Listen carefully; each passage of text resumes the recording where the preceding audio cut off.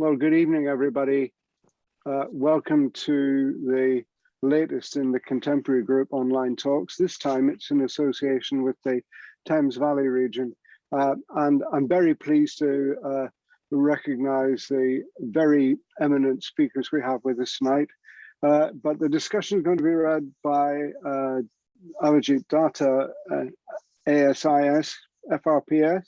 So I shall pass you over to him and you can lead it from now on, Avijit. Thank you very much indeed, Alan. Well, good evening, everyone. This is Bristol Paintworks Calling, Bristol Paintworks Calling. The audience today is 198. We had 300 registrants from 4 continents, both the Americas, Europe, and Asia, all the way from California down to Argentina and over to Kolkata. This is a truly, truly diverse audience, and it represents the RPS strategy of photography for everyone. In addition, without frightening, scaring the horses, i.e. the speakers, we have 3 RPS presidents in the audience: Simon Hill, Robert Albright, and Alan Hodgson, with an apology from a 4th. So, and lastly, I should say, in terms of diversity, we have a number of distinguished ladies with us. Michelle Beaugry, Professor Emerita from the Parsons School of Design, New York. Tessa Mills, FRPS, Chair of the Contemporary Distinctions Panel, and later this evening, Zelda Cheatle, who gave the 2nd lecture to the Contemporary Group in 1990 on collecting and making contemporary prints. Now, the most important speaker, you can see the list of the speakers here, which I'll go into in some detail, but the most important speaker is you, the audience. And in just a moment, you will see that we have allocated considerable time for you to take part in the discussion and questions. And so I would emphasize that. Now, Zoom is very much like going to the cinema. And today, Rod Fry, who's a long-standing member of the Contemporary Group, mentioned that his parents met first in Delhi at the Rashtrapati Bhavan and went to see a film. Now, you're going to see a film tonight, but unlike Rod Fry's parents who were courting, we want you to think about what you're hearing and to write down questions in the chat, which we will look at. Now, what about the speakers? They are very, very venerable indeed. Professor Paul Hill, Douglas May, and Brian Steptoe, and I'll introduce each of them in turn when they come to speak. I would emphasize that they are still young in mind and spirit. Nevertheless, if you added up their age, then to discuss contemporary photography, we would be discussing Gainsborough's Blue Boy. Now, this week is a special day. The 18th of January 2022 is special because in 7 days' time, in 1839, Fox Talbot was presenting his theory of positive and negative prints to the Royal Institution, and 2 weeks later to the Royal Society. And I've just mentioned Gainsborough's Blue Boy. Well, indeed, next week on the 25th, in 7 days' time, the Blue Boy is coming back to the National Gallery, where it's from California, where it's been for the last 100 years. So that's the first date that I want you to have in mind, the 25th of January, 2022. Now, next slide, please. So here are the speakers. I'm in the top right. Going anti-clockwise is Paul Hill holding his book, Approaching Photography, which is in the 3rd edition. And it's a remarkable feat because it's been in publication for over 20 years. Going further round, bottom left is Brian Steptoe FRPS, who's going to be speaking about a hot topic of photo books.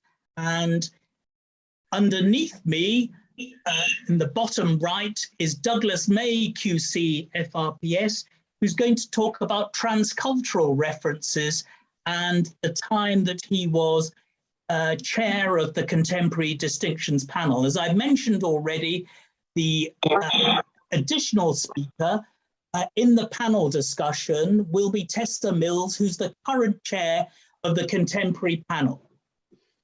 Now, next slide, please. So what are we going to talk about tonight? What are you going to contribute to? Well, first of all, Paul Hill is going to talk about the origins of the Contemporary group and workshops together with collaborative working. Then Brian Steptoe, as I mentioned already, is going to talk about photo books. Then we've got a break, and that break is in addition to putting the kettle on and having a comfort break, is for you to formulate your questions for the panel discussion at the end, and also to watch a video, a special treat that we have in store for you. After the break, Douglas May, as I mentioned already, is going to talk about cultural influences and the distinction panel. And then finally, it's your turn to take part in the panel discussion. Next slide, please. Now, this slide is the first issue of Contemporary Photography in April 1990. Now, we talked about dates before. This is the second date that I want you to bear in mind. On the 7th of November 1989, the Contemporary group met for the first time at the Challenor Club in Pont Street, Chelsea, round the back of Harrods. There were 66 founder members, which included the president of the RPS at the time, the vice president, and other council members. Now, in terms of female involvement from RPS HQ, Amanda Nevill and Pam Roberts were involved. The late Jo Spence, who wrote about self-examination, her medical journey, which was exhibited recently at the Arnolfini Gallery in Bristol.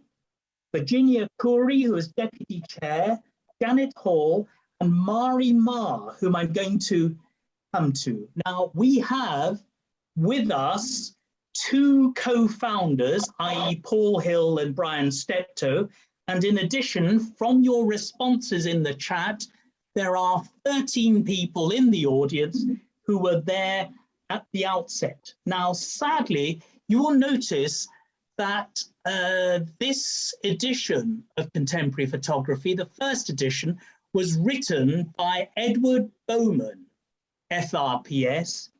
And I have some sad news to impart, which I received today, and that is Edward Bowman sadly passed away last week, which is of great sorrow to us, of course. Now, next slide, please. Now, Edward Bowman, as I mentioned, was FRPS. He was a Fenton medalist, and literally until last week, he was a member of Hampstead Camera Club and the LIP. And he exhibited in 2009 at the Royal Academy Summer Exhibition. I'm going to show you that picture at the break. And he mentioned he was way, way ahead of his time, because if you look at his website now, he is bang up to date, because he talks about using photography combined with digital imaging. He graduated as an MA in photography at the University of Derby in 1997, and then he went to the University of Westminster and graduated in a second master's in design and media with merit. And as I mentioned, he exhibited at the Royal Academy Summer Exhibition. Now, the second slide that you can see here is by another co-founder of the Contemporary Group, and that is the late Andreas Heumann.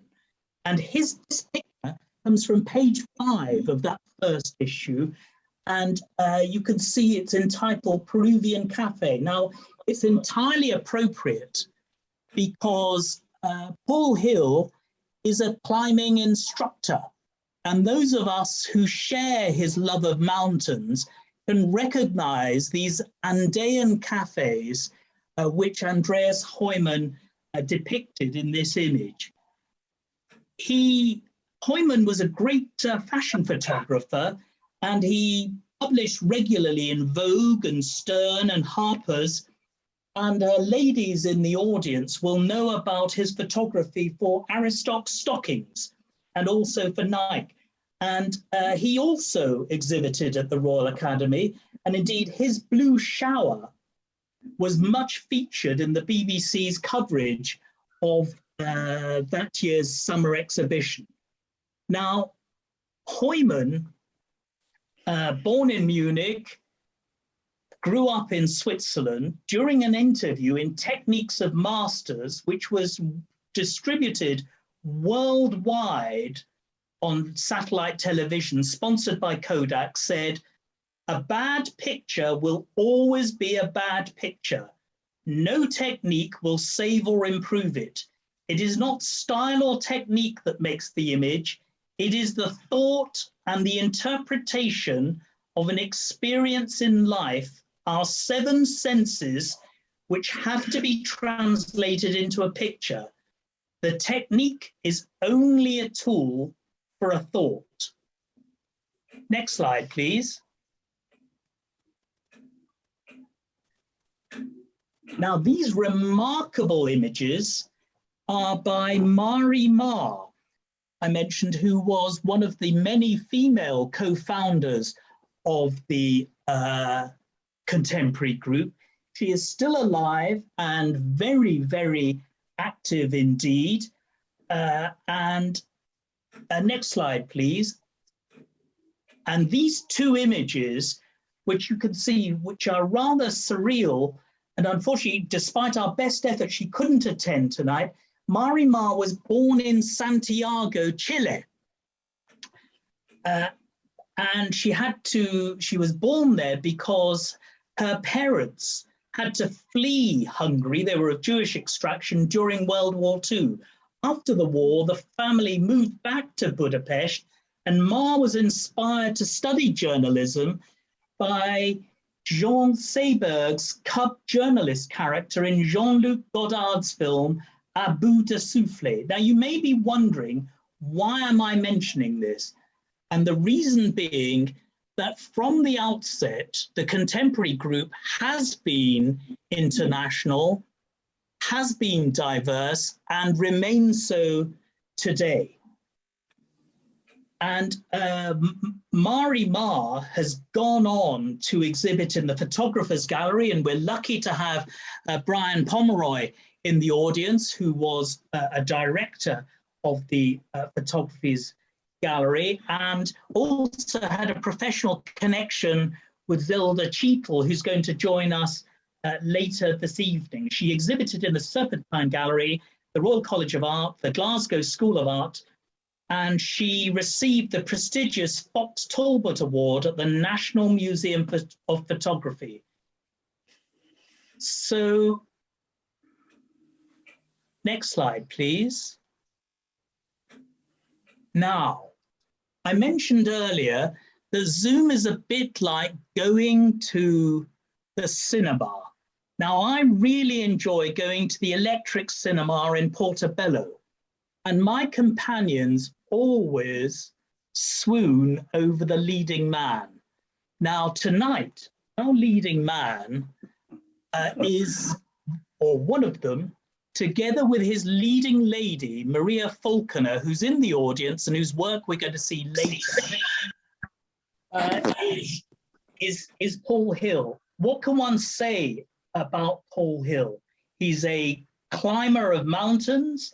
He and Maria went to Lesbos to help refugees, which is a mark of the two of them. And here he is holding his book in the 3rd edition, which was published last December, Approaching Photography, with the 1st edition being in 1982. He's the first chair of the Contemporary Group. He holds the RPS Education Award.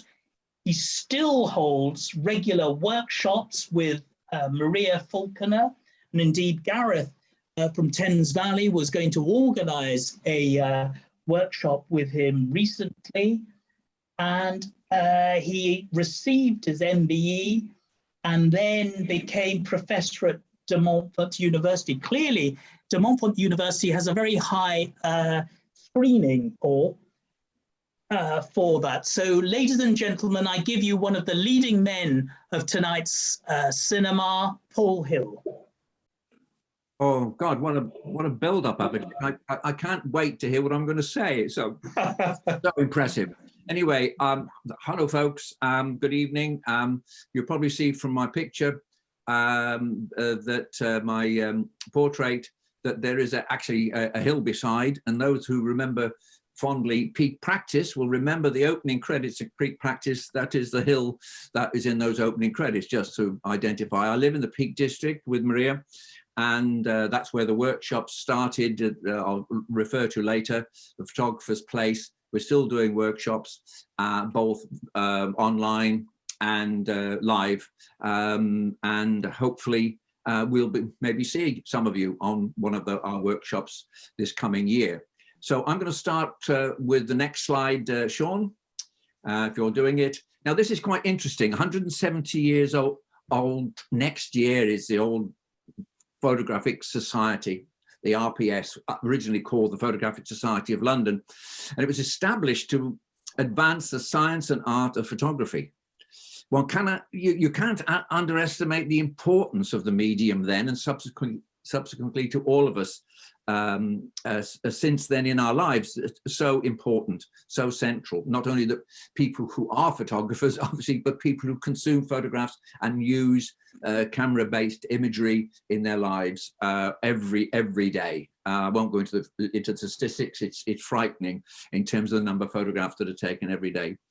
Having said that, the members chose to celebrate this fantastic new discovery and art form by following the normal practice of the day, usually for paintings and drawings, therefore drawing an analogy with painting and drawing, easel art, and stack the framed pictures from floor to ceiling. Don't ask why. So despite the new ways of seeing and producing images afforded by photography, the Society chose a conventional approach instead of celebrating these novel aspects and doing something radical. Shock of the new, it wasn't. Even the stereo viewers, which you probably can see on the tables there, had to fight with the antimacassars and probably the aspidistras too. Next slide. Wind on 160 years. Let's spot the difference. So where do I, as a professional photographer, a journalist and teacher, come into this connection with the Contemporary Group and with the Society? Well, apart from being commissioned to write an article for the Photographic Journal in 1973, my relationship with the RPS, like many of my fellow pros in the 1960s, was non-existent until I took some students to the HQ in South Audley Street, London, to see the collection, which was considered the finest in the world. That part of London was full of gentlemen's clubs and embassies, and the interior was fusty and Victorian. My students at Trent Polytechnic, Nottingham, and Derby School of Art had been invited to hang some of their challenging, it has to be said, rather avant-garde and block-mounted pictures on in the HQ. And you can imagine the incongruity was palpable. We went upstairs also while we were there to explore the RPS and to see the collection. Many of the crown jewels of photography were stored, as was the case at the time there in cardboard cartons, and a small child was crawling on the floor where the prints, later to be valued at around £2 million, were housed. And there was no catalogue, and only the honorary curator, the formidable Maggie Harker, knew where things were. The next occasion when I came to deal with matters RPS was when I was a member of the Arts Council Photography Committee in the mid-1970s, when we were presented with a highly critical at-risk report on the collection after the RPS had moved to Bath. We suggested they appointed someone to catalogue the priceless collection, and which gave an indication that obviously they were thinking, seriously about that collection at last. And it was not just only because of this critical report, but I think the climate was changing. We were in the 70s, photography was being regarded much more as a standalone art form and very much central to the sort of cultural fabric of the country. But when they applied before, they actually wanted money just to help them with their new centre of photography in Bath. And of course, being a members organisation, it was very difficult for the committee and for the Arts Council actually to give grants to organisations like that. So a solution was found. Well, we'll pay for somebody a salary to catalogue the collection because it was so important, so integral. It sounds extraordinary now to think of it, but it does typify the situation at that time, which is reflected in an article that Tom Cooper and I wrote in 1972 for The Guardian, and it was called "Can British Photography Emerge from the Dark Ages?"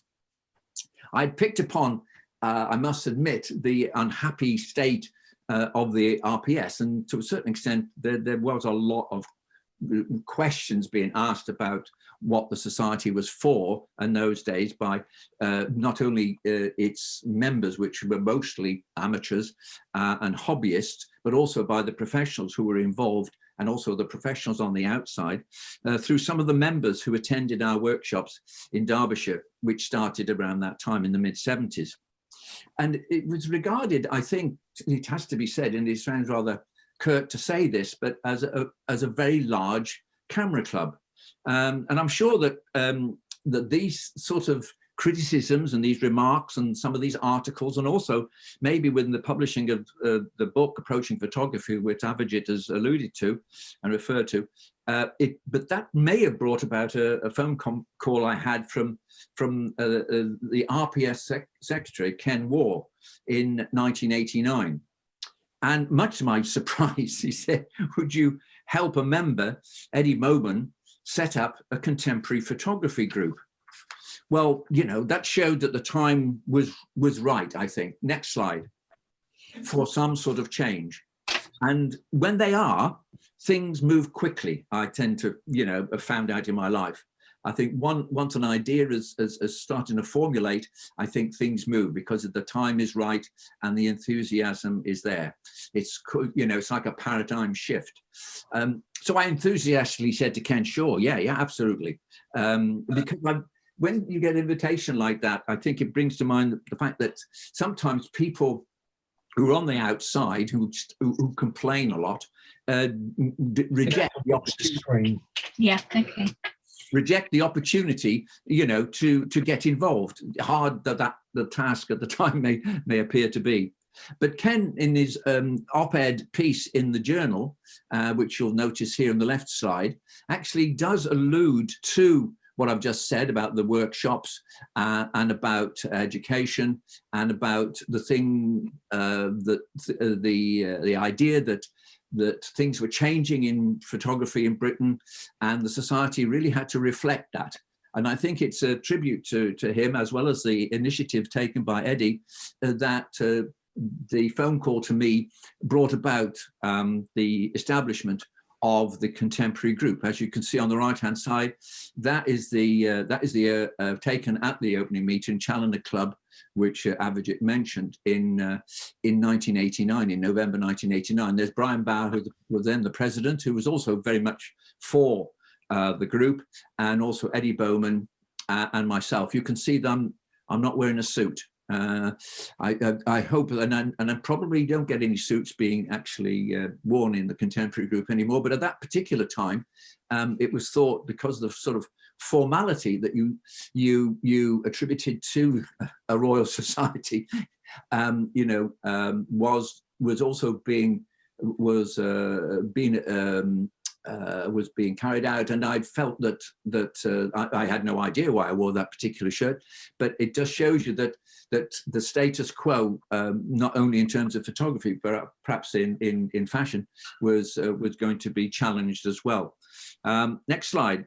The same issue of the Photographic Journal in January 1990 actually had a piece by the editor, Roy Green, who was very enthusiastic supporter of the group, and he mentions about the opening, saying that there was some agonizing over the names that came up. What should the group be called? We knew that it was, that really it was going to deal with contemporary photography, but this is very difficult to define. And word, titles like experimental and creative came up, but they got short shrift.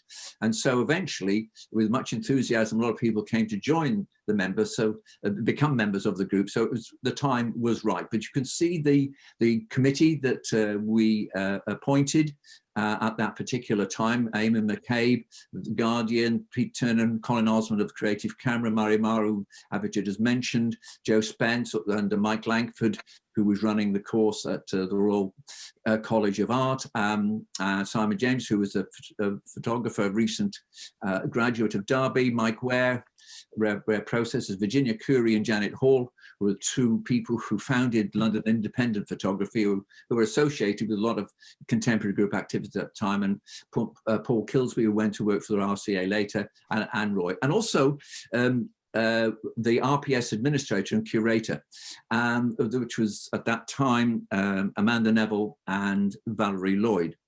So underneath, there's also a part of that op-ed piece that Ken Moore wrote. He mentions that although the chief initiator in 1989 was Eddie Bowman, the idea of a new group addressing contemporary photography had been mentioned earlier by Sir George Pollock, who was a former president, and by the inestimable Wilf Hall in an article he wrote in 1980. Next slide. And the Wilf Hall that I'm talking about is third from the left, at a Paul Caponegro workshop, was one of our early workshops at the Photographer's Place in Derbyshire. And Wilf organized a group called Gamma Photo Forum from his studio in Harrogate. And it was a very active group. And he came on a workshop with Caponegro, and I think also with Raymond Moore. And as a result of that, wrote this article saying that there should be, for the Photographic Journal, there should be a new group or a new distinction and addressing what he called expressionism in photography. On the right is Paul Caponegro, who is still going, and his son, John Paul Caponegro. Who may be joining us this evening, Paul. Oh, good. Well, that's excellent. So anyway, so the next slide actually gives some sort of idea of what we were thinking at that particular time. So I've given you some sort of idea of how the sort of the persona non dramatis were corralled and persuaded to join us in the quest and in the new adventure that we were participating in and initiating. But also we had to come up with some sort of interesting sort of ideas regarding the distinctions. And I think this is worth dwelling on, because we're going to obviously discuss what is contemporary photography, what is its role today, and so on and so forth.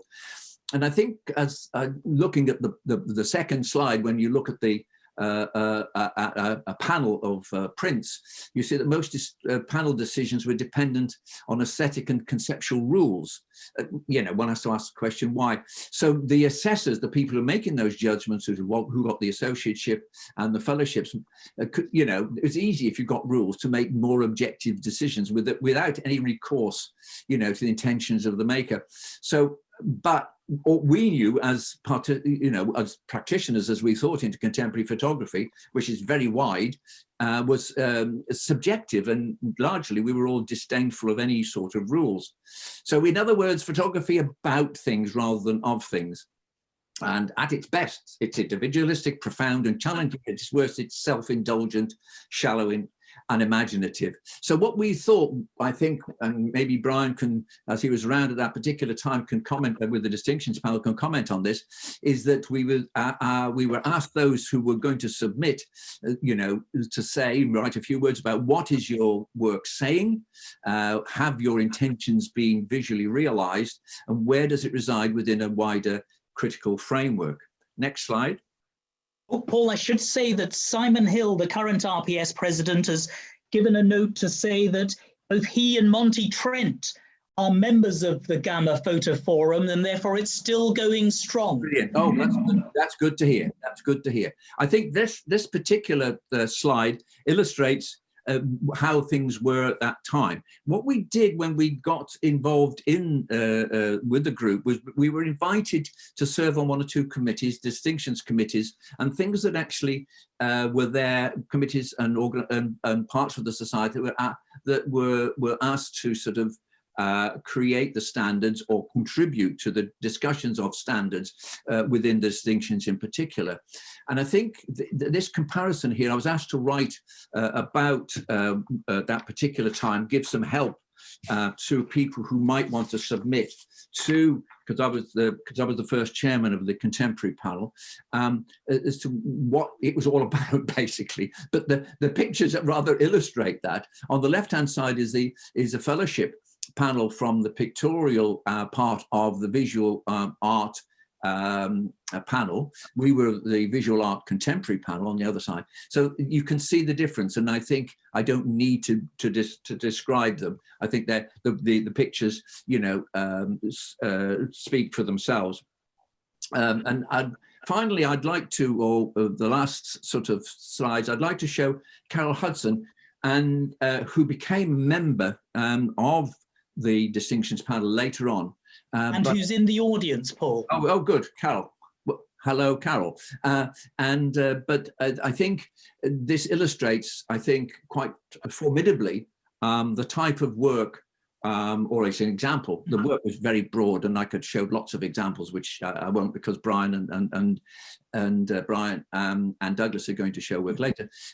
Is that the next slide? Is that the topics were anything that the submittee wanted to was dealing with in terms of producing a body of work, and I think that's the important thing. It wasn't the one-off image; it was a consistency, a sort of thematic drive through the images. And one of the important things, I think, which is worth mentioning at that particular time, and I don't think things have changed a lot since in terms of requirements. I may be wrong, and I'm sure that Tessa can bring you up to date on what the requirements are nowadays.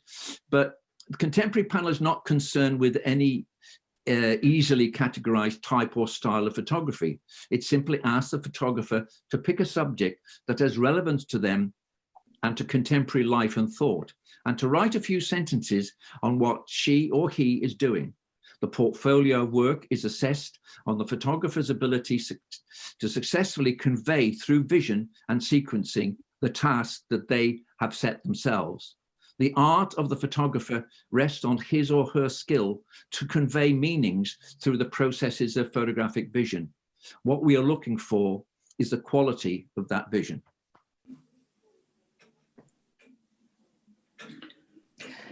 Thank you very much indeed, Paul. So now we move on to Brian Steptoe, another leading man. Brian Steptoe is another founder member of the Contemporary Group. He's a Fenton medalist, an honorary member of the RPS. He joined the RPS Contemporary Associate and Fellowship Distinction Assessment panels, later becoming the chair. And many of you will know that he has conducted a 12-year campaign to promote photo books within the society. And indeed, it's very common now because the photo book genre exists separately. And he is a lead assessor for the fellowship in the photo book genre.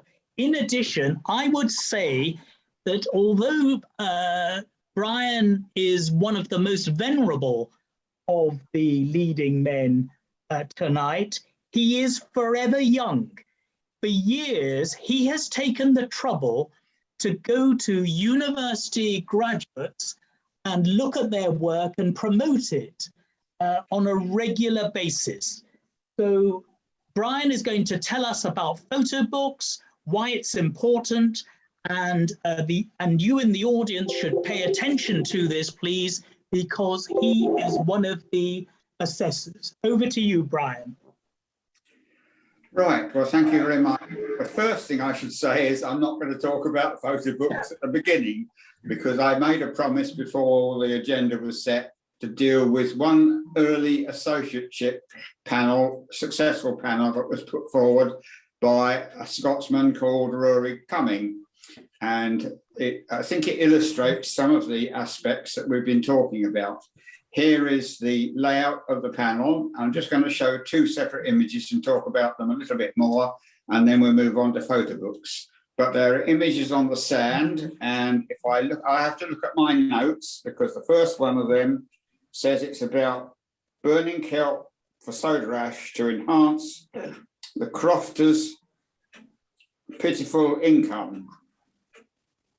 And the second one is about longships with their oars raised as Norse, oh, I pressed the wrong button here, as Norse invaders raise their oars to land in Scotland. I think that's about right anyway. I can't find my notes at the moment. Anyway, I thought I'd just start with those two. I thought you were looking up the histograms. Yeah. Right. Let's move on now. I'm now. This is the main thing I want to talk about. Because you've got music on your spit, you know. There's someone in the audience who's got their microphone unmuted. Please mute. We all right now? Right, talk about photo books. I think general interest in photo books was stimulated by the three publications by Martin Parr and Jerry Badger on photo book history, which were published, I think the first was in 2004, the second 2006, and then I think there's a bit of a gap to 2014, and that's it. I spoke to Jerry at a meeting a year or so ago, and he said, no, we're not going to do any more. There's an awful lot of content in their publications. Anyway, I became interested in photo books. Among other things, it's a way of pulling together a set of work on a given subject with a purpose. You can put text in at any point, usually at the beginning or the end, to describe what it's about. And I'm going to illustrate it with the work I did on the preparation for the London Olympics Park in Stratford, East London. This is the book cover. It was published by, or put together by Blurb. There's a little sticker on it saying it was one of their staff picks. Don't know why. And it's a lot of it's about when the Olympic site was first set up, it was protected from intruders by this blue fence, hence the title.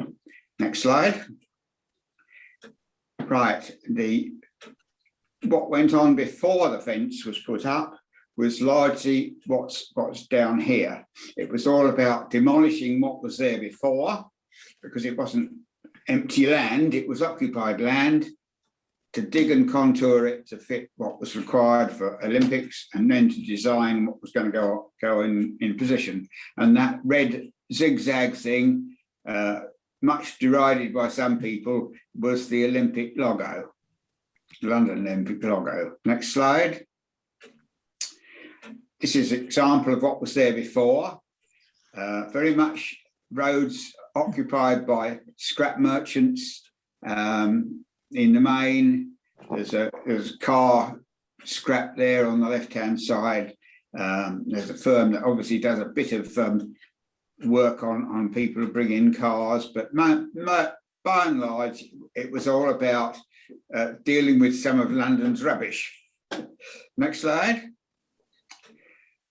Right, now on that site, before it was taken over and fenced off, there was a gypsy encampment in a road called Clay's Lane at the time. The two children here are John and Alice. I would say their mother was in the background in the doorway of one of those caravans you can see there. She was very much supportive, and you can hear the kids saying, "Take our picture, mister, come and take our picture." Okay, so we move on. And as the land was required for the Olympics, the council, I think it's Hackney Council, built a brick enclosure, and the families were allowed to move in there. And there's a selection of the gypsy parents and children who were moving into that site, which was not very far away from the original Olympic site, but in Hackney, but no longer part of the location. Next slide. This shows a seed of what was there before. There was several rivers crossing the site, some old bridges, and a general air of some dilapidation, but not totally derelict, as it were. A place you could walk through without being in fear. I wouldn't say at night, but during the day. Next slide. And this is just on the outskirts, White Horse Lane, I think is the name of the road. It leads into the site from Hackney Wick. And the pub there on the right was the place we met up. A number of us met up at the suggestion of someone who was going to give us a tour of the site before it was fenced off, and that was Stephen Gill, photographer Stephen Gill, who lived at that time in the Hackney area. He's now moved with his wife to Sweden, but that's where he lived at the time, and we gathered by that pub there on the right-hand side. Derelict, I think, at the time. Okay, and now we move on to just inside the site. As I say, it was crisscrossed by canals and waterways, and it's just a general scenic view. Okay. Brian, must have just interject there. That slide on the left-hand side of Hackney Wick is where Maria's brother's got a flat. Oh, really? Just an aside, sorry about that, yeah. Well, fair enough, I didn't know that. Now, as I say, the site was then fenced off, first of all, with this blue fence to prevent the public generally wandering over it as the occupants were cleared. I mean, there are about 200 small businesses within the site, and they all had to be relocated. Some were compensated more than others. I think there was one person whose business was smoking salmon, who did very well out of it in terms of what he managed to wheedle out of the London, the Development Authority, I think it was, for the site. Okay, let's move on. Now, this had happened before my time, before I started visiting there, and I should say I visited, I think it was over 2 or 3 years, 2007, 2008 mainly, but the occupants of one part of the site were a group called the Manor Gardens Allotment Holders, and Manor Gardens Allotment Holders were relocated, and this site is just a bit north, I think, of the Olympic site now. It was the land was allocated to them, and if anyone knows anything about growing vegetables, the first thing you do is you put in potatoes, because the tubers break up the soil, and here we see their first crop of potatoes. Next slide. That's great, Brian. Thank you very much. You've covered the issues of color, shape, form, sequencing, and telling a story. That's really, really good, Brian. And I know that you're going to be contributing to the discussion at the end. Now, I'm just reminding the audience, we've been going at it now for 50 minutes, and I'm just reminding the audience of the timetable for today. We've had Paul talking about the origins of the society, workshops, collaborative working and support, distinctions, and you've talked about photo books and fellowships. Now, during the break, it's time for the audience to think about the questions. I'll remind you of what Paul Hill said, the first lecture meeting of the Contemporary Group in 1990, which was held at St. Martin's in the Fields. And Paul Hill, that firebrand Paul Hill, said, the Contemporary Group is not a passive organisation. I want reaction and debate. Unless people accept that the group is going to demand a lot from them, they should not bother. So I'm sure that we should remember 30 years on what Paul said at that time. And so please, please, please think about the questions that you're going to ask in the final panel.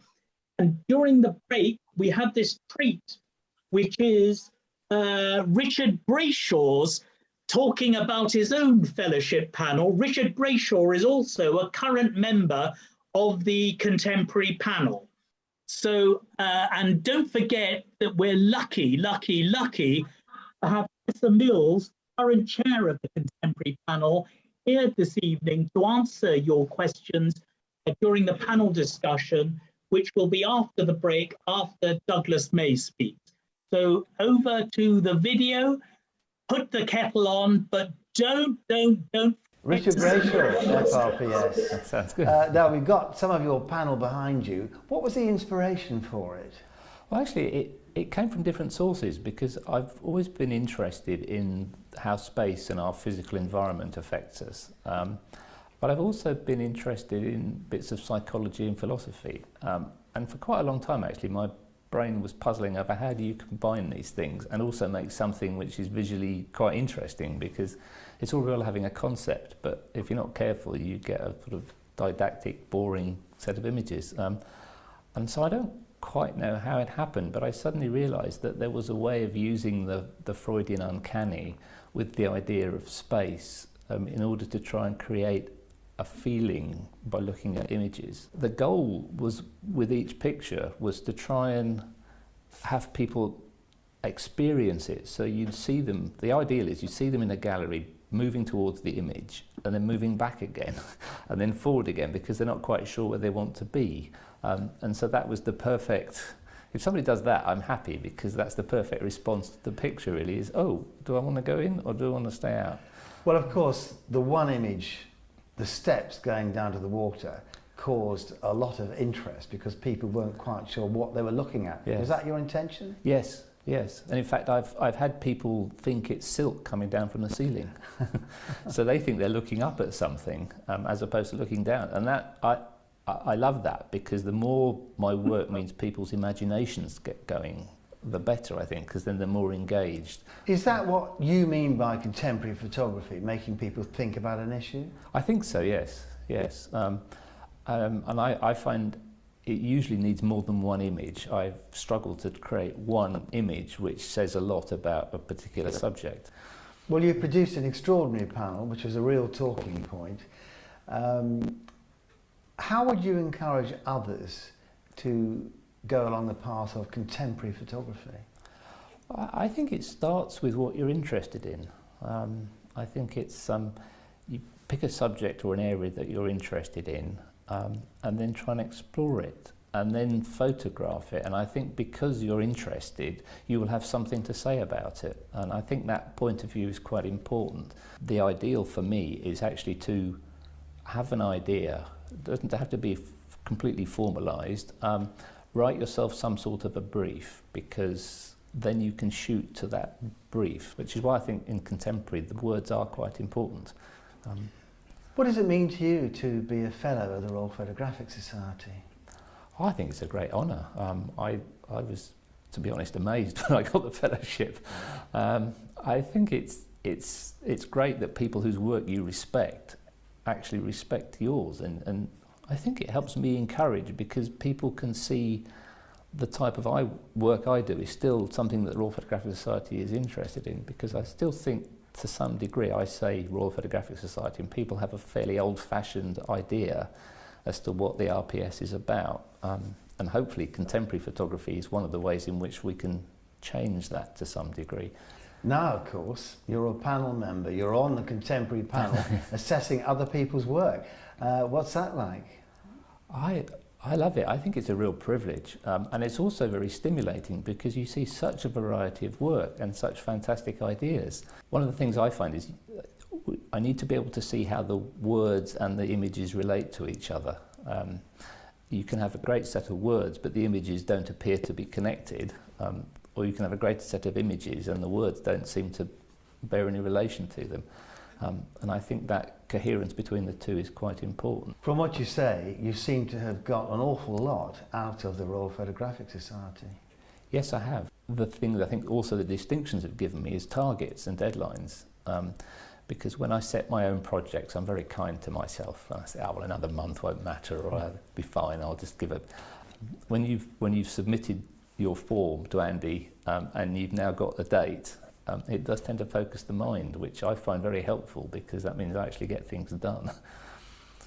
Richard Brayshaw, thank you so much for talking to us. Thank you.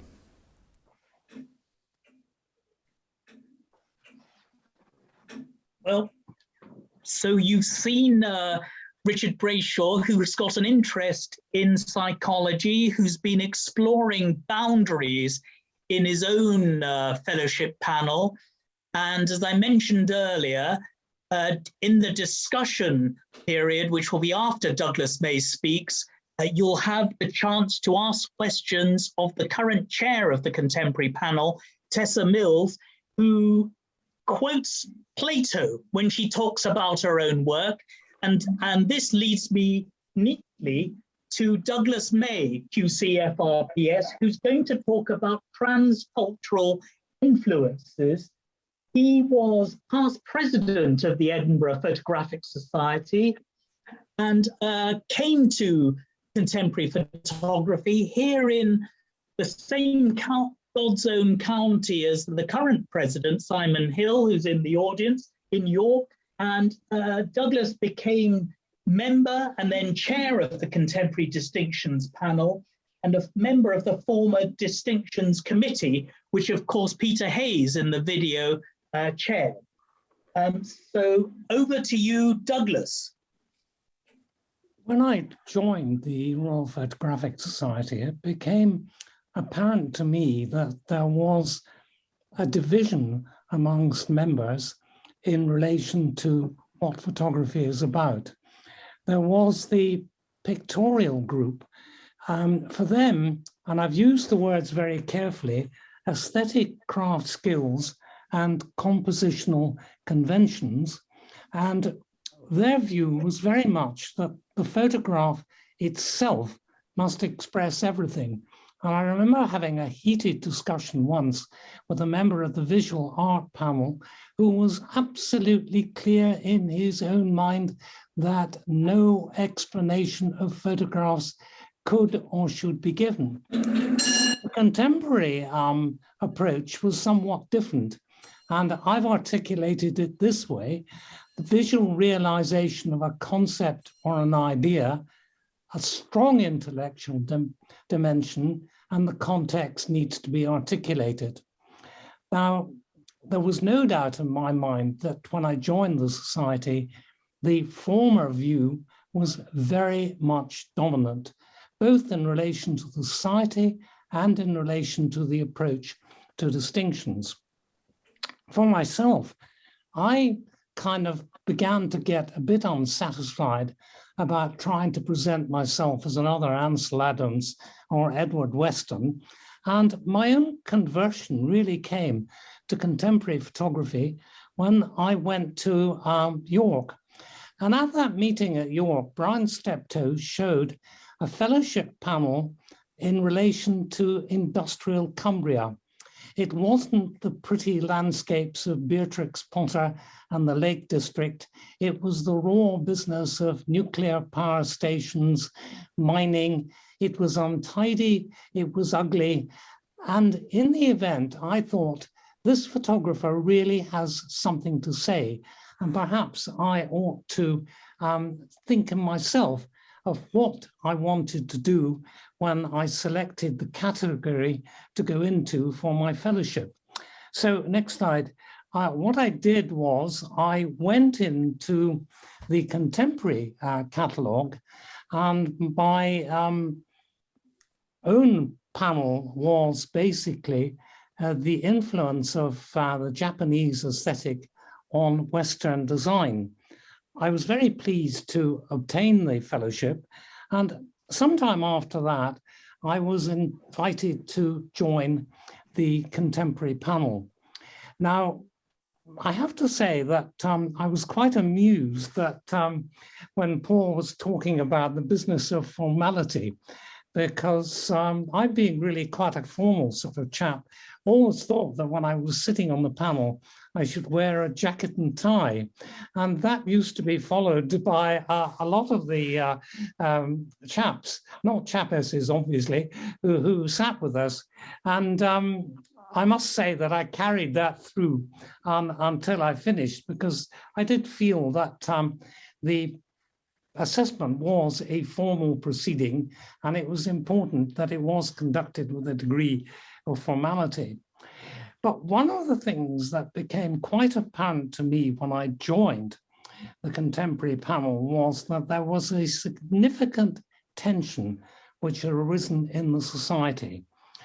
There is no doubt that a lot of members regarded the contemporary distinctions as an easy option. They seem to think that untidy photographs would get distinctions, whereas they were really wedded to this whole idea of the physical perfection of a photograph. And it all came to a head when the society decided that instead of the panels being able to recommend fellowships direct counsel, there would be an intervening group of distinctions, the fellowship board, which would decide whether or not the recommendations of the individual panel should be accepted. That caused resignations within the contemporary panel. And although the intention was consistencies across all categories, certainly amongst the contemporary group, there was a feeling that it was in some way directed against them. And I did have the feeling about 20 years ago that a lot of contemporary photographers in the society regarded themselves as a beleaguered minority. In the event, it rather pleased me to have this fellowship board, because one of the things it enabled me to do was to present with conviction the panels that we recommended. And that meant I had to articulate what these panels were about to an audience which was not wholly, but partially constituted with people who were really a bit skeptical about what we were doing. But gradually, over the long period I did it, which was 8 years, I began to feel that what we were doing in contemporary photography was beginning to come through. Now, I think one of the things that probably best illustrates this is if I take just 3 successful contemporary submissions, which are extremely different, very different styles of photography, and but these panels are, in my view, panels that contributed to the development of contemporary photography in the society, as indeed did many other associateship and fellowship panels. I'm going to begin with Simon Roberts' book, We English, which was presented to the fellowship board. And we go on to the next panel, next slide.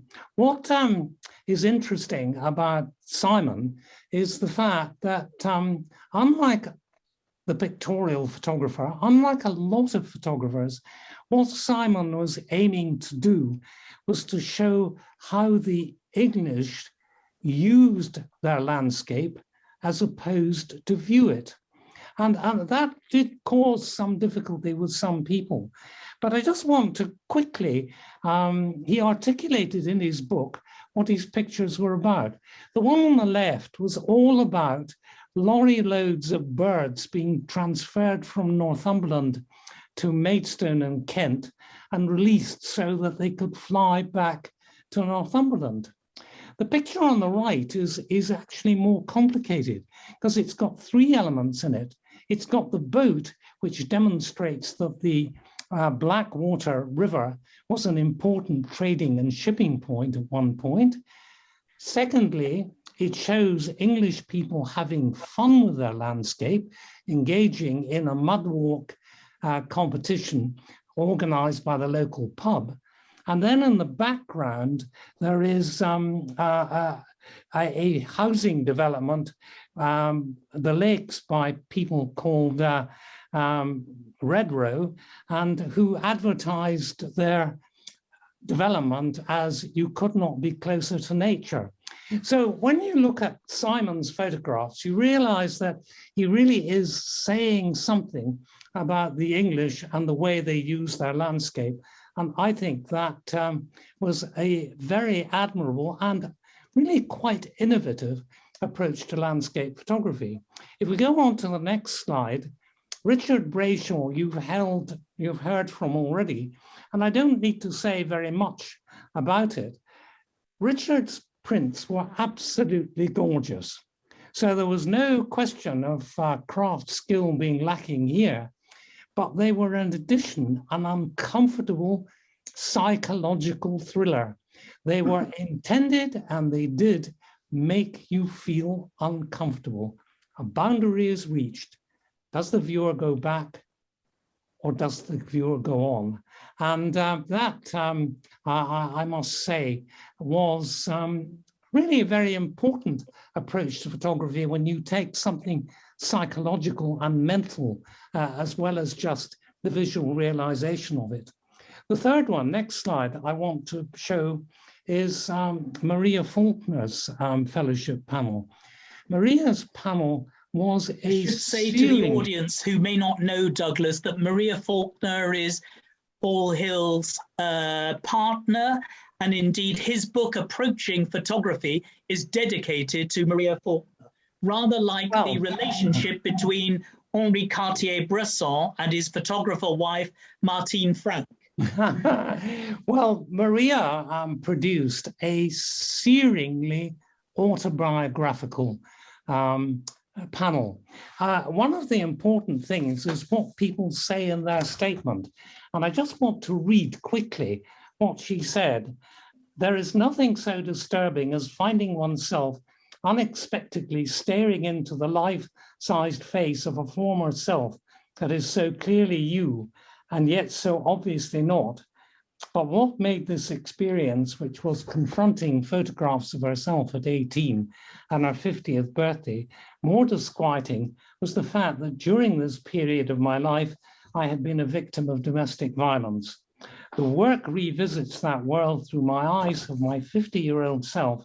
It is a dialogue between two people, myself then and myself now. So Maria's example is very, very personal indeed, but it really gets to the essence of emotion and feeling and what she felt about herself and communicating that to other people.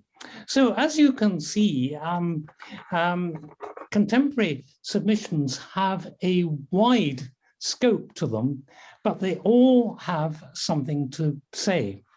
Now, I want to just deal shortly with a bit about my own work, because I think one of the things about being an assessor is the fact that unless you're somebody who's a professional like Paul Hill, who's produced books, people don't really kind of appreciate that you're a photographer yourself, as opposed to just assessing other people's work. Now, Richard Brayshaw in his presentation pointed out that one of the things you must do when you're photographing is taking a subject that is interesting to you. And if we go on to the next slide, please. And one of my interests in life, apart from photography, is classical music. I was blown away by a performance by the Scottish National Orchestra in 1963 by Sir Alexander Gibson conducting Sibelius II. And I've been with it ever since. And one of the things I've been doing in recent years is taking photographs and portraits of classical musicians, but trying to say a bit more than just picturing them with their instruments. This is a chap called Alec Frank Gemmell, brilliant young horn player who did Ligeti's hugely difficult concerto, a Hamburg concerto for horn and orchestra with the Scottish Chamber Orchestra.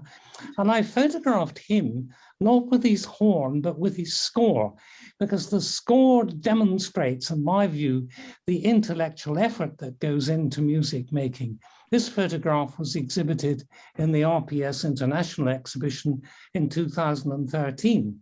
Next slide. The next photograph was from a series called Bruckner for 13, where the female conductor, Chloe Vanso de Estrada, conducted Bruckner's huge symphony with 13 instruments in a church in Yorkshire. And again, what is important is what she's holding, because what she's holding is her own prompt to the music. But can I just say that one of the things that you ought to do as a photographer is get out of your own comfort zone, and go on to the next slide. And Maria Faulkner, again, Maria's getting a lot of mentions tonight. She organized a dance workshop with Paul in Edinburgh, which I went along to. Totally out of my comfort zone, never done dance photography in my life. And I found it a very rewarding and enjoyable experience.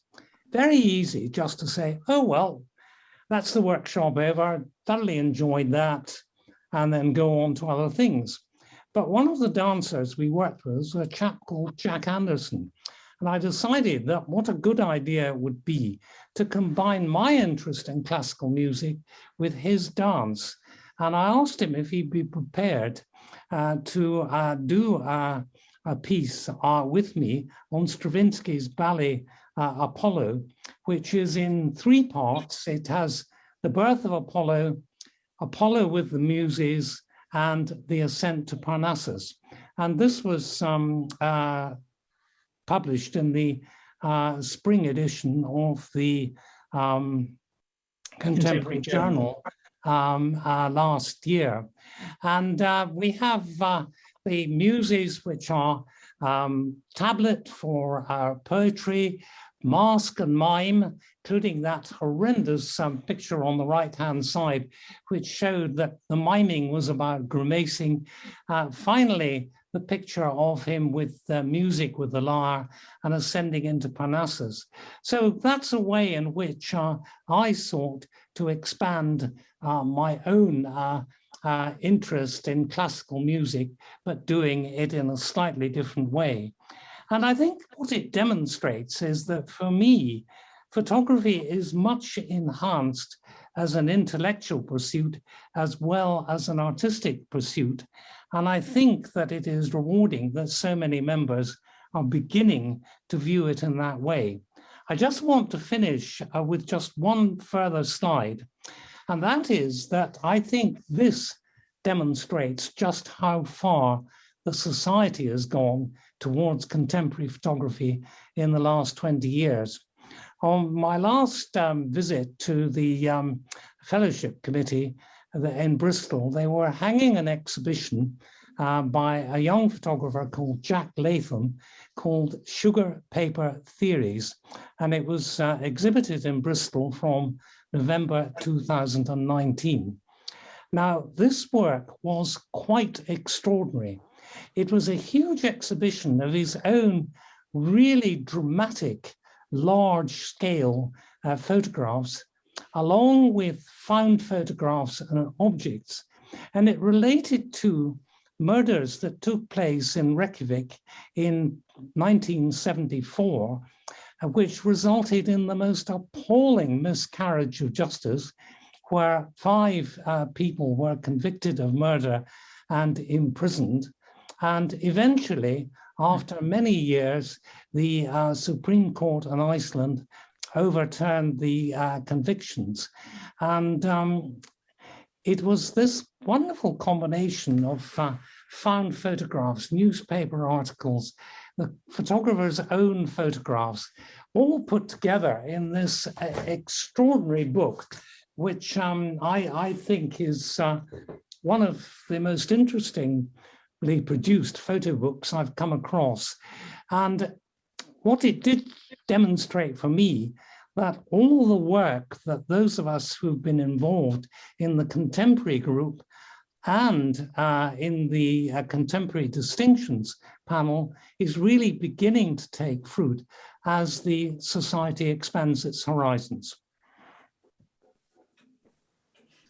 Thank you very much indeed, Douglas. That's marvelous. And actually, your presentation and those of Paul and Brian has answered one of the questions that's already been put by the Reverend Adrian Hoff, who organizes the Southwest group of the contemporary group, who asked the question, does that mean that anyone over the age of, I can't remember if it was 25 or 30, is obsolete? Well, I think you have resoundingly answered that question.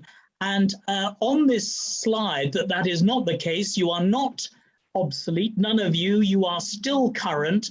And in this slide, you can see an image which Eddie Bowman, the late secretary of the contemporary group, who sadly passed away last week, he submitted and was accepted by the Royal Academy in 2009. And it's entitled Badlands, Alberta. And you can see this shocking cotton candy pink there, in which he is making a statement about Midwest America. So for the audience's sake, these are the topics on this slide that we've covered this evening: origins, workshops, collaborative working and support, distinctions, photo books, including fellowships, cultural influences, which Douglas has gone into in some detail. And we'd like to go on to the future of contemporary photography. And as I mentioned, we're lucky to have Tessa Mills, the current chair of the contemporary panel, to give you the bang up-to-date information about distinctions, as it were, from the horse's mouth. So we've got a question. Avijit, can I just say, Douglas mentioned the industrial landscapes of Cumbria, and that was actually by Keith Lounsbury, FRPS, yes, who just made a comment on the chart there, which is a good lead into some of the thought processes behind contemporary photography. Thank you for pointing that out, Alan. So Keith Lounsbury is a remarkable man. He obtained his fellowship 20 years ago, and as Alan has said, he has devoted his time to photographing the Solway Coast, and more recently assists members of the society in understanding their photography and working towards distinctions. I'll read out his question, if I may. Thank you for asking it, Keith. An intrigue of mine has always been the pursuit of photography in reconciling opposing aspects of my own personality, the dark versus the light, Now, Keith has been very, very candid there in exposing issues of psychology and mental health. And I'd like to put Keith's question to the panel now, please. So who's going to kick off with that answer, with an answer to Keith's question? It's a fast ball. Yeah, do you want me to have a go? Please, Paul. Okay, right. Okay, it's rather apposite because next Monday, as you alluded to, or Tuesday, one or the other, 25th. Next Tuesday, yes. Is the time, the date of the announcement of the negative positive process by Fox Talbot. And we have designated our Facebook group called Approaching Photography. Where did that come from? And as World Approaching Photography Day. And the reason really for me chipping into Keith's question, which is, Keith's a great photographer, I've known him a long time, and it is that I have posed a question or a quest really for members who we've got 1,400 members worldwide. It is that to produce one picture during the 24 hours of that day that actually reflects where the maker is, either literally or metaphorically, on that day, rather than where they would want to be. So I think the light and the dark comes into that. I think the exterior and the interior are two areas of photograph of only the photographic medium can actually successfully reflect in terms of visual art, and I think that's at the point that probably Keith is trying to make on those times when there is that reflection. You don't know when it's happening. You do not know that it may be reflecting something deep in the subconscious. The thing is, it's almost like Zen. You have to after a number of years, the pictures almost take themselves, and you know when you've got it. You know when there is something that is moving you to take the picture. Then you've got to put all those things together, all those pieces of the jigsaw together, and make a body of work and make something that continues that idea without being repetitive. But it is that it is opening yourself and being in that moment that I think photography does particularly well.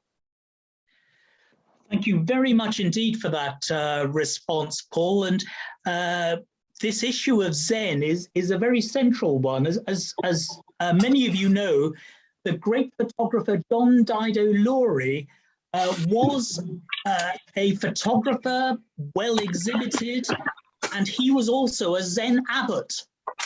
And he trained his novitiates who would come to the monastery to take pictures in the afternoon, to come back, develop them, and to discuss them. And he would ask his novitiates to take pictures of suchness or happiness.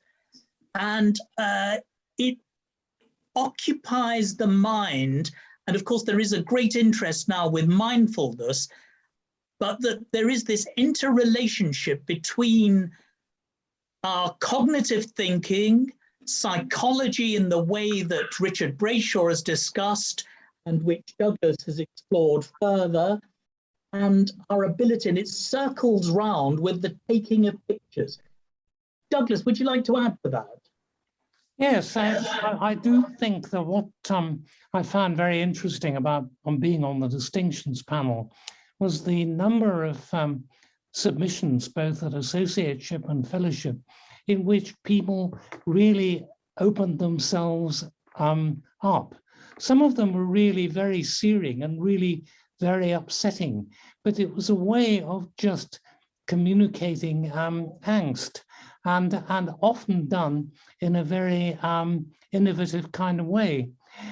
Leaving aside the completely personal, one of the associateship panels I remember very well was a lady whose family came from Eastern Europe. And what obviously happened to them during the Second World War was the Nazi invasion and the complete disturbance and destruction of their life. And she put together a book of found photographs and then went back to photograph the village as it is today, peacefully restored. And that, I thought, was a very good example of actually illustrating the dark side and the light side of what descended into chaos and then came out of chaos after the Second World War. So it is one of the very rewarding things about sitting on the panels, is to see work such as that.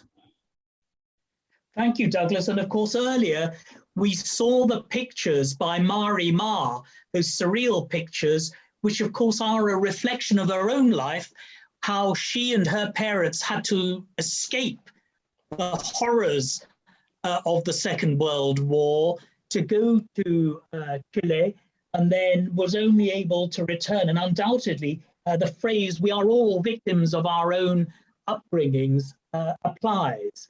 And her images, which are widely exhibited in the Victoria and Albert Museum and elsewhere internationally, still they are part of that journey, that early childhood journey that she and her parents had. Yeah, thank you. Brian, would you like to add to that?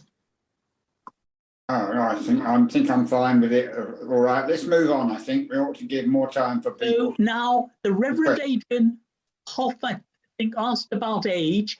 There was a question by a lady who said, do men photograph empty, I can't remember what it was, pictures of empty buildings? So I think that's been answered by the presentation, really, that no, they do not. Now, there's a tricky question here by the current president, and it's rather appropriate that the ASHES is going on, because this question is a bit of a googly. So I'd like the panel to prepare themselves for this question. Simon Hill has asked the question, where on the continuum of artistic aesthetics must we place the marker that indicates the emergence of what we know as contemporary art? Hold on a moment.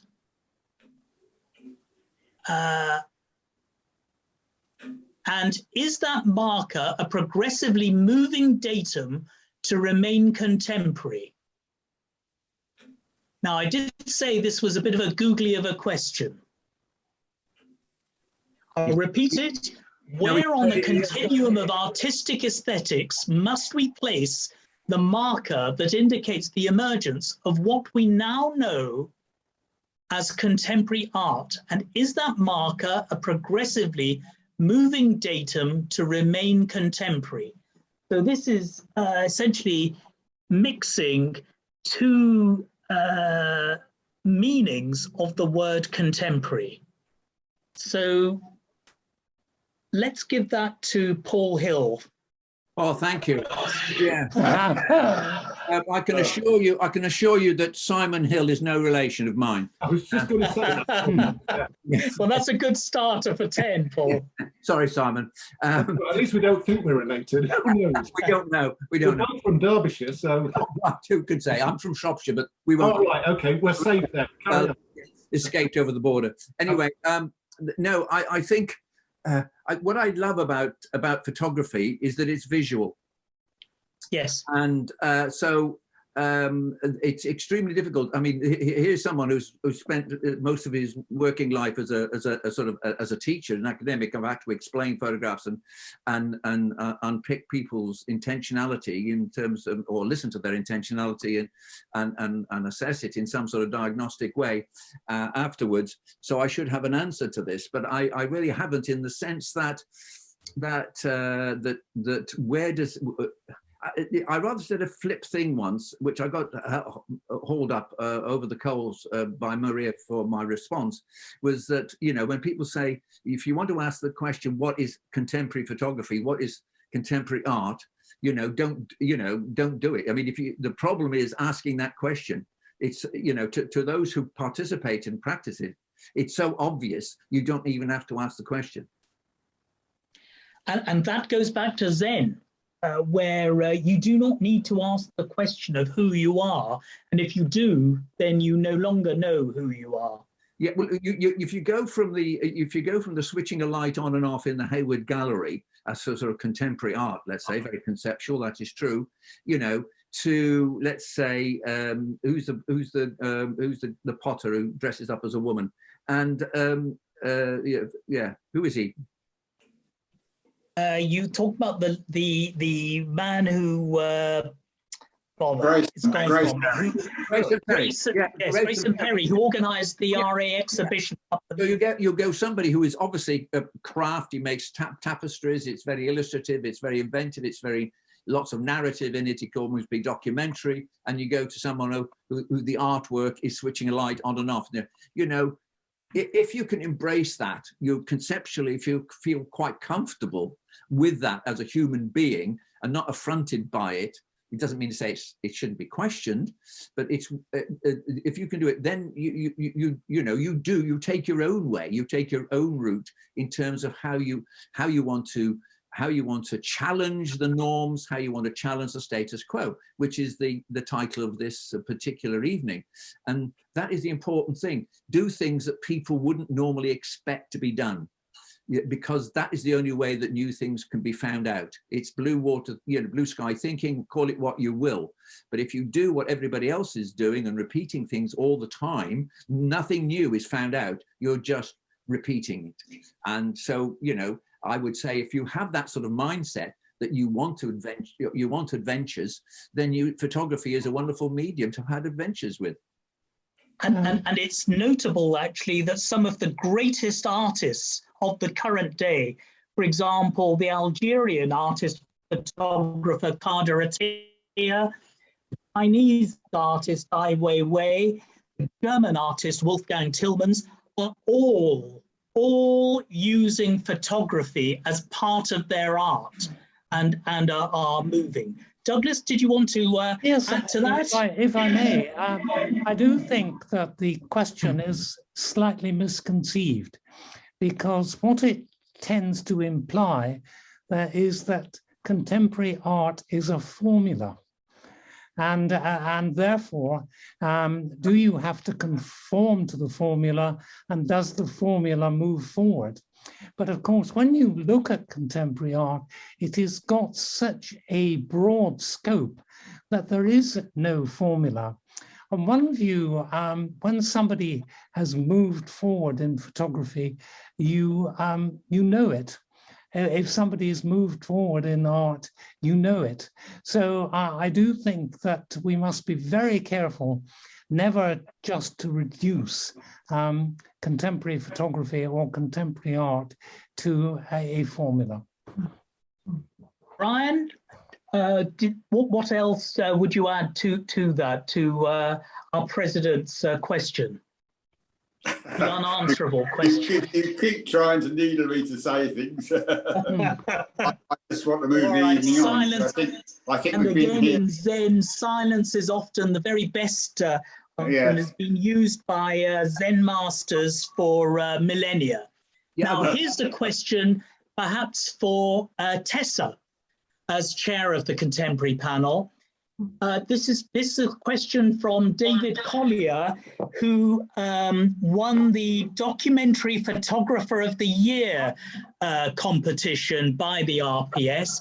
And David asks the question, as a documentary photographer, I should say, Tessa, that he has produced a book of staff, NHS staff, inside hospitals during COVID.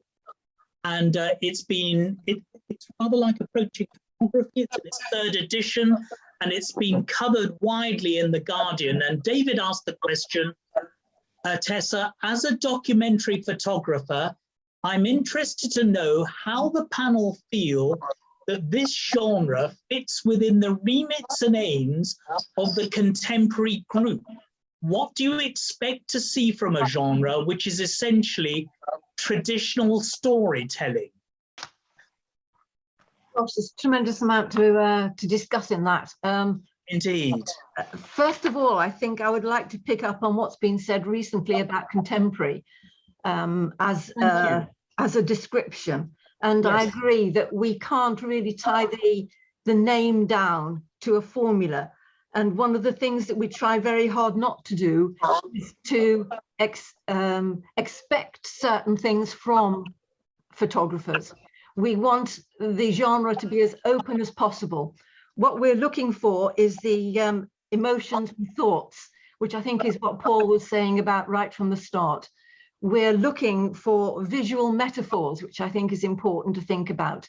And that also relates to this question about the difference between contemporary and documentary.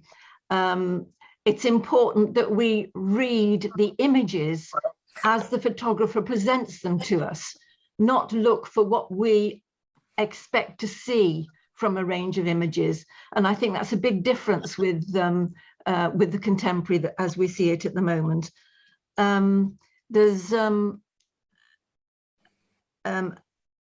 It's quite restricting to put our expectations in words, and Yes. yet we are giving people a genre where we're in some ways expecting them to fulfill that genre. But I think the excitement comes when the work that we see gives us a surprise, gives us something to think about, gives us the thoughts of the photographer, so that we can learn what the photographer is showing us, as well as appreciating how they've shown us. Coming back to this question about documentary, and actually I've recently been sitting on a documentary panel, so I have got experience in both. Yes. Documentary to me is about showing somebody a process or an experience. We are being shown something that we might not have known a lot about beforehand, and we learn through looking at the story that's presented to us. With the contemporary, we're learning by absorbing what the photographs are giving us. Like at the moment on our pictures, we've got this wonderful pink shed in the middle of nowhere, in the middle of dust, in the middle of greyness, Yes. with the dinosaur's head sort of creeping in from the side. We're given bits of imagery which we can look at as being messages from the photographer who chose to take this. And this is amplified by knowing in a few words what they're hoping us to understand from their point of view. So it's a very difficult subject to discuss verbally, because it's so much more than just the verbal. My interest with Plato was getting onto the realities, and we're all looking to produce our own reality by taking an image which is a personal reality, which is not necessarily what somebody else is showing at the same spot at the same time, but it's a reality which is important to us. And we can learn by taking an image as a Zen image, if you like.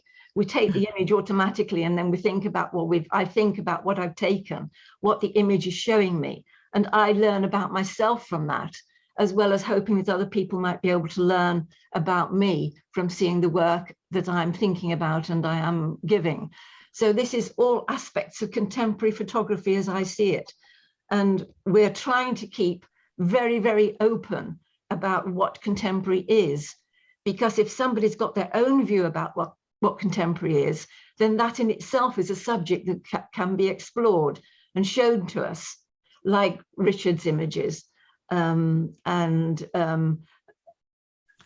people who have shown their work when it's a personal exploration and a way of healing themselves through the images. Contemporary photography is so much, it's much more as far as the RPS is concerned. It's so much more, and the distinctions are so much more than just fulfilling the requirements of the panel who are doing the assessment. It's about learning through the images and explaining parts of our passion through our images. I don't know if I've answered anybody's questions, but that's what came anyway. In my humble opinion, I think you've answered that exceedingly well, Tessa. So we're really grateful to you for that. If I can, Paul, did you have something to add? Yes, if I can intercede there, Mr. Chairman. Tessa, that was wonderful. That was the one thing we missed actually in our early distinction discussions actually was Plato. We have a quoted Plato. That's why we have a lady to teach you men, you see. We men. Oh, his reality based on shadows and what is reality and what isn't. And when you think you've found a reality and then you find another layer and it just goes on and on and on. That's one of the magics of photography. You think you've found a subject, you found something to get excited about, and it just improves. Yeah. I know that Douglas would obviously be probably he would go more with Socrates and Apollo, but it was really fascinating. Thank you so much. That really gives me a great deal of joy to hear that, because the contemporary panel is definitely in very, very safe hands. Thank you, Paul. Thank you. That's one. Now we're lucky to have Zelda Cheatle join us now here. Zelda, as you know, gave the second lecture to the contemporary group on the 26th of April, 1990. She is, as you all know, a gallerist and a publisher. And a question, Zelda, that's been asked by Gareth Hughes, who's the organizer of the Thames Valley RPS group, with whom we first thought about this evening. And Gareth has asked the question, which you're well placed to answer: who do the panel regard as outstanding contemporary photographers? And while Zelda is answering that from her position of expertise, the other panelists can also think of their own top picks. That's a hugely complicated question for me to answer. I have no idea how to even begin that, thrown to me at this time of night. I think what I could tell you about are the photographers that I'm currently working with for the inaugural Jeddah photo, because I'm working with Saudi Arabian photographers and a great panel of international photographers. So I can run through 15 people because I've been working with them a lot. So yes, please. I mean, we should say, Zelda, that I'd mentioned Kader Attia, Ai Weiwei, Wolfgang Tillmans, and also Alan Jones, RA, as contemporary artist photographers. So, well, good. That's. I'm not going to mention any of them. I think I'll talk my way through the galleries that I'm working with. There's the wonderful Susan Doges, who lives in Devon, and who really is still working on that very kind of Zen spiritual level with kind of the essence of life being water, and is working a lot with cameraless imagery being lit by moonlight. And she's now she's making more kind of investigations into the oceans that have been almost well, began in the Victorian era. They have been sort of plundered so much that they're almost empty of sea life. But so Susan Doges, she's a wonderful artist. I have her next to Andy Goldsworthy, who lives in Dumfriesshire, is a land artist and photographer who believes that because we are all so completely connected to and are of nature ourselves, that he is very integrated with the work that he makes. And I have some video and some still photographs of his. One is in Lancashire called Hedge Crawl, and it's made at dawn, and he literally crawls through a hawthorn hedge in the freezing cold at dawn, which is quite an extraordinary feat in itself. And the other one is Red River Rock, the very beautiful sandstone area in Scotland that he lives in. He makes the rock actually dissolves red into the river. He's next to Edward Batinsky, who I think is an all-time great. Edward Batinsky, who's kind of his aerial pictures. He was one of the first real kind of someone that was making his landscape photographs matter because of what industrialization is actually doing to the planet. Then in the Anthropocene. Yeah, exactly. Then Mohammed Al-Faraj is a very interesting Saudi Arabian artist who works in mixed media, but he's been photographing a long time.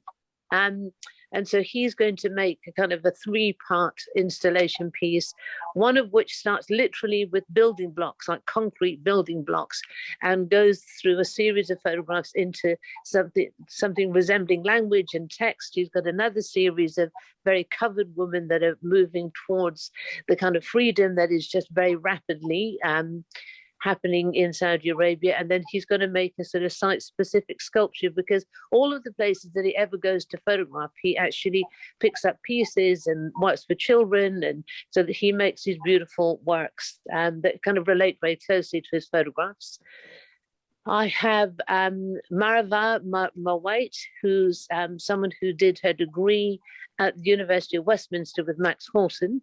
Mari did a photojournalism or a documentary course rather at Westminster, but it now makes a lot of still photographs and videos that are very much more kind of conceptual and about her own kind of feelings. She's gone in and out of depression, and so that the series that I'm going to be showing is very much, well, she photographed women floating in water, very beautiful, ethereal kind of series, and it's about really coming back into the land of the living whenever you've been very under the weather.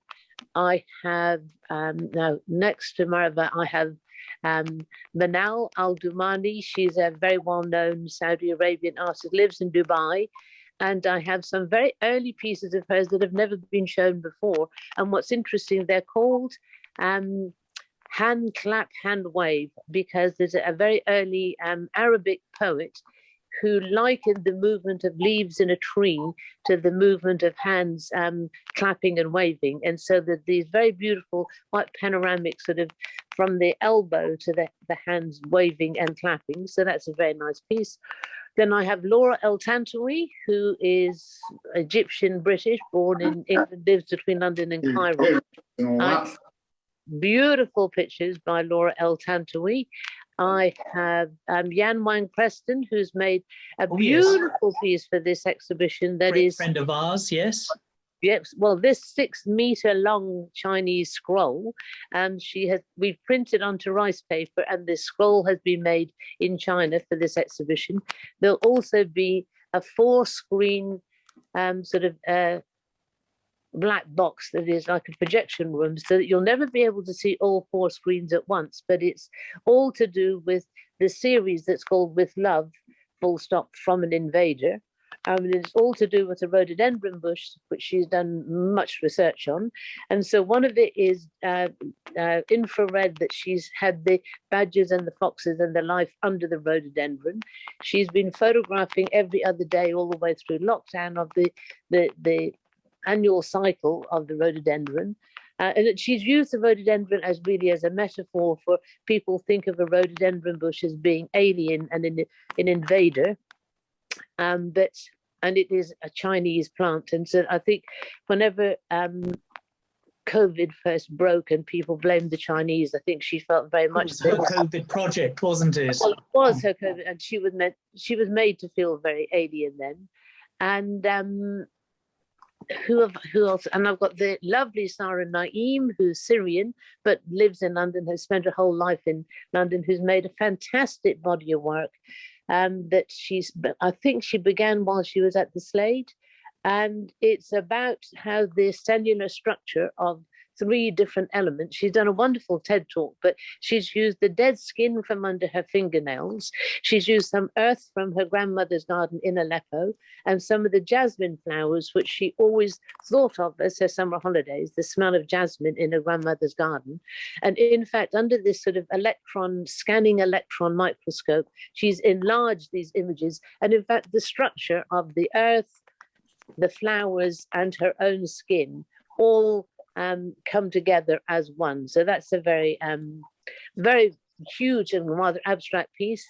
And there is Moath Alafi. We've got some aerial pictures of the desert by Moath, which shows some of the ancestral kind of incredible lines that were made thousands of years ago in the desert.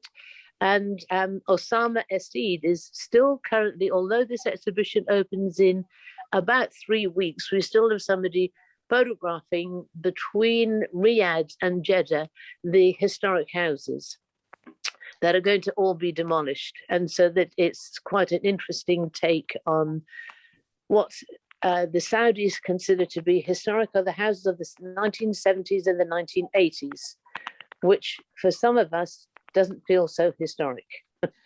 Well, thank you very, very much indeed, Zelda, because it's truly inspiring. I should say that the audience tonight is very diverse. You might have missed this. Not only is it geographically diverse from California through to Kolkata, it also spans the ages, in that our youngest member of the audience is 21, and he produced Shubhadeep Roy, who produced the 39th RPS Contemporary COVID blog, right through to our very venerable speakers who go on into their 9th decade. And of course, as you pointed out, as Tessa pointed out earlier, we have Edward Bowman's submission on the screen at the moment to the Royal Academy in 2009. We've had a great time tonight. I think you'll all agree, with over 200 people coming, 3 presidents, and we've covered a diverse range of subjects from the origins of the contemporary group. But Zelda, it's been wonderful for you to mention what is going on now and in the future, and then essentially underlying that contemporary photography moves on, is not stopping, and is forever young. Thank you very much indeed to Paul Hill, to Brian Steptoe, to Douglas May, to Tessa Mills and Zelda Cheatle for making this such a wonderful event, and to celebrate twin birthdays of Paul Hill, who is 80 last December, and Alan Cameron, who was 70 this weekend. Thank you very much, everyone, for coming. Thank you, Avijit, and thank you for chairing the meeting for us tonight. It's been fascinating. We've packed a lot into our nearly 2 hours now. So thank you so much, everybody that has taken part. Thanks to all of those who posed questions and listened to our wonderful speakers. And just a quick one for the next 3 months. We're going to have the 3 of our latest fellows of the from the contemporary group, starting with Ken Holland next month, and the following months will be Alexander Prescott and Carol Ollerud in April, and they'll be talking about their journey through their fellowship panels. And I think that was sort of a really good illustration of what we've been talking about tonight, and what fellowship, what contemporary photography is all about. And with that, I'll say thank you to everybody. This meeting has been recorded, and we'll hope to try and put it up on the RPS website very soon. And thank you very much. We'll try and append the list of contemporary photographers that Zelda mentioned as well. Good night then, everybody. Thank you again. Good night.